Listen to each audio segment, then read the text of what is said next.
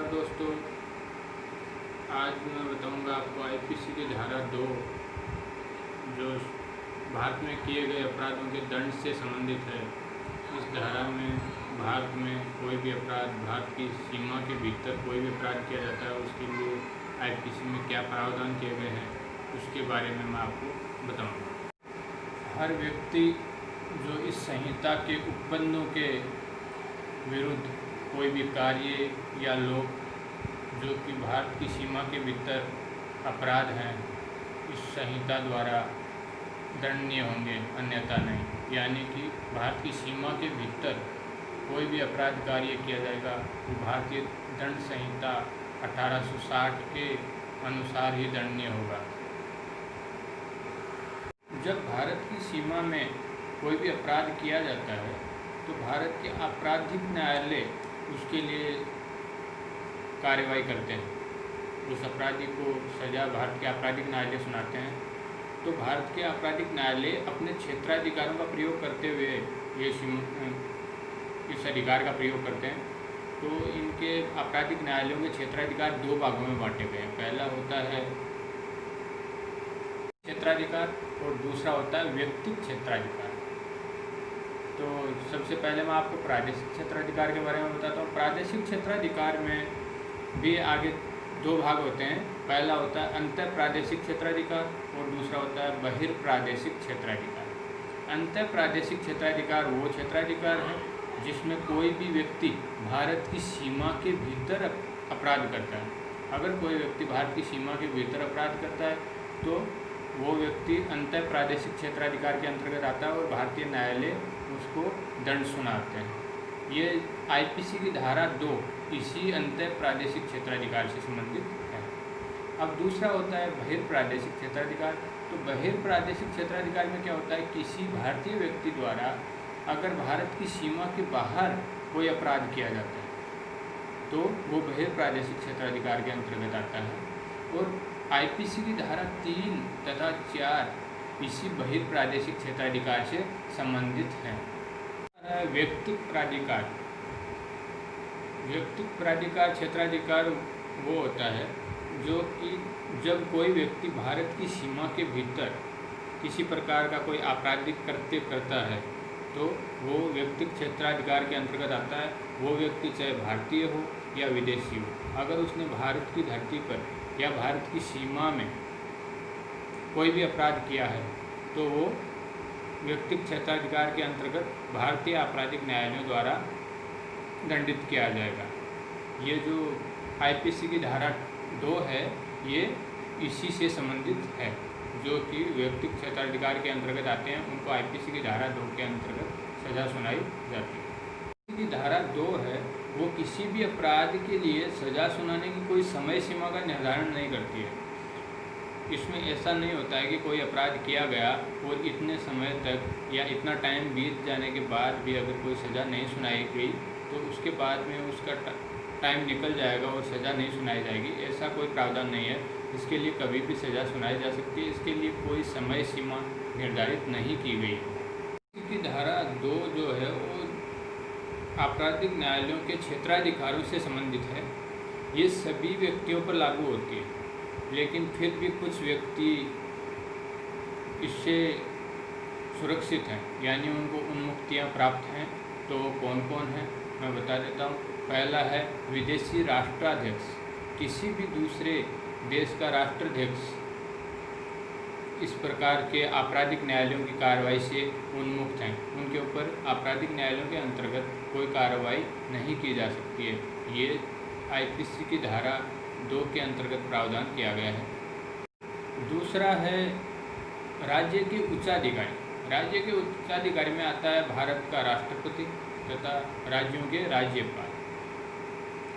राज्यों के राज्यपाल तथा भारत का राष्ट्रपति भी आईपीसी की धारा 2 के अंतर्गत आपराधिक क्षेत्राधिकार के अंतर्गत नहीं आते हैं। संविधान की धारा 361 के अंतर्गत ये बताया गया है कि राष्ट्रपति और राज्यपाल अपने पदों पर कार्य करते समय किसी भी प्रकार के आपराधिक उत्तरदायित्व से मुक्त हैं।